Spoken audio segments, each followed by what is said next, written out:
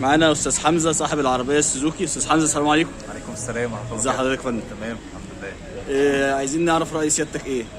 والله انا مش اول مره اتعامل مع المكان. كان معاك ايه الاول؟ عربيه ايه؟ كان معايا عربيه الفا روميو. ايوه. برضو جت هنا اتعمل لها دهان وسمكره وفينش كامل للعربيه.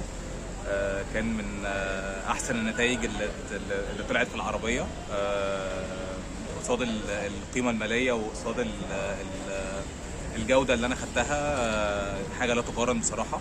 التزام تام بالمواعيد، امانه. العربيه بتتاخد من تحت البيت، كل حاجه بتتعمل، دهان، سمكره، سروجي، عفشه، اي حاجه في العربيه، جميع الاعمال. وبتيجي تستلم عربيتك على المفتاح. ما شاء الله لا قوه الا بالله، يعني ربنا يبارك دايما كده في مستوى الخدمه ويفضل دايما في تقدم وازدهار. في اي ملاحظات حابب تقولها لنا يا استاذ حمزه؟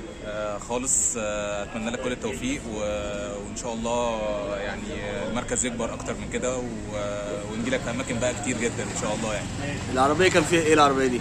لا، العربيه كانت جايه يعني كان بعد الشر عن اي حد، يعني كانت حادثه والحمد لله يعني استلمتها زي المعرض واحسن. الحمد لله رب العالمين. طب تقول ايه لاصحابك وحبايبك بقى؟ لا، هم يعني لما اشوف الفيديو بقى كل اللي عارفني هو عارف المكان. ورشه فخري شميس وميدو وابو علي ده يعني اخويا. انصح اي حد يتعامل مع المكان وسيب عربيتك وما تسالش على اي حاجه تانية. ربنا يبارك لك يا ربنا حبيبي. يخليك. متشكرين ليك يا استاذ حمزه، وان شاء الله ما تبقاش اخر مره وتبقى بس مرات في الخير بس اللي لما لك العربيه. طبعا ان شاء الله. وشرفتنا ونورتنا حبيبي. شكرا لله، ربنا يخليك.